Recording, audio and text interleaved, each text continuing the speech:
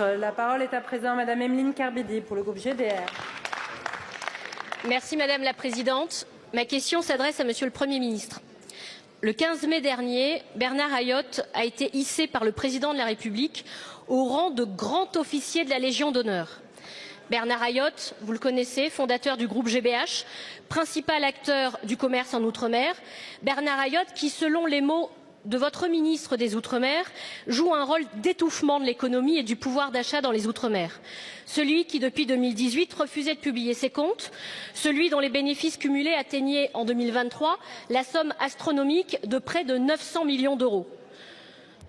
Qui paye cette belle médaille, Monsieur le Premier ministre? Vous le savez, ce sont les familles d'Outre-mer. Ce sont elles qui payent cette belle médaille offerte au président du groupe Ayotte. Cette distinction, Monsieur le ministre, c'est la prime à la vie chère.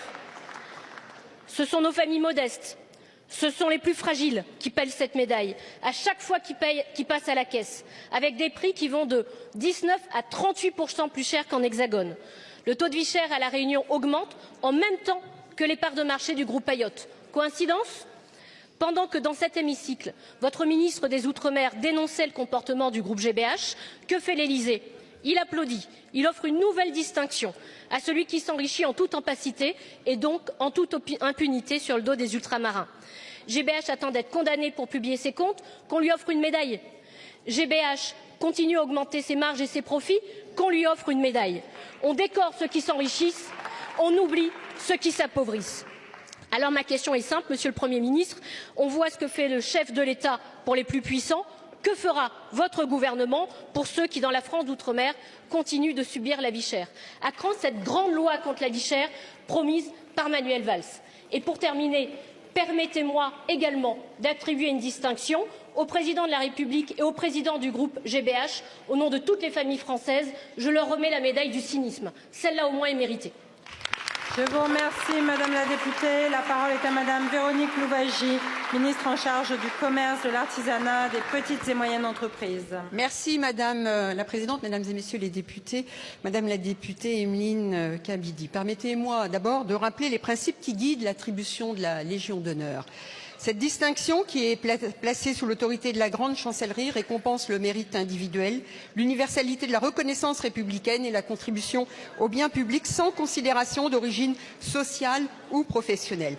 Vous nous interrogez ensuite sur tout ce qui concerne le sujet de la vie chère en Outre-mer.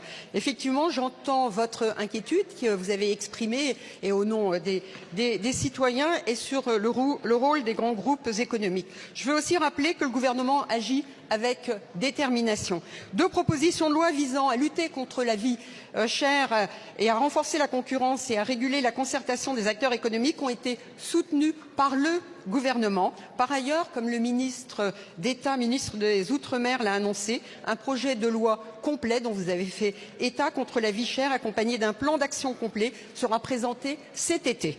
Ce texte s'appuiera sur une large concertation et viendra engager un certain nombre de mesures qui seront complétées.